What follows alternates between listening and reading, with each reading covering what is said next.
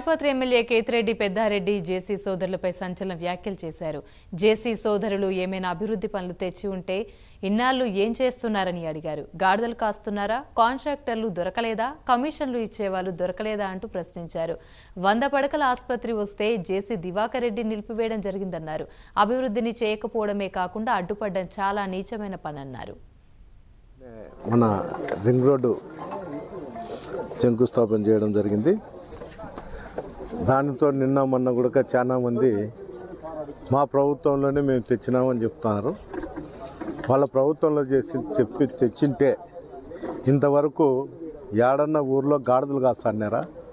ఏం కాంట్రాక్టులు దొరకలేదా? లేకపోతే కమిషన్లు ఇచ్చేవాళ్ళు దొరకలేదో నాకు అర్థం కావడం లేదు. కానీ తెచ్చిన అభివృద్ధికి అడ్డుపడేది కాకుండా మేము చేసే పనిని కూడా మేము చేసుకుంటామని చెప్పడం చాలా నీచమైండేది. ఈ తాడిపత్రిలో గతంలో ఆ సంస్కృతికి అలవాటు పడి పదే పదే అదే విధంగానే వాళ్ళ ధోరణి మార్చుకోకుండా ఉన్నారు. ప్రజలందరూ గమనిస్తుంటారు. ఇప్పుడు కూడా నేను హాస్పిటల్ కూడా పర్యవేక్షణ చేసిన.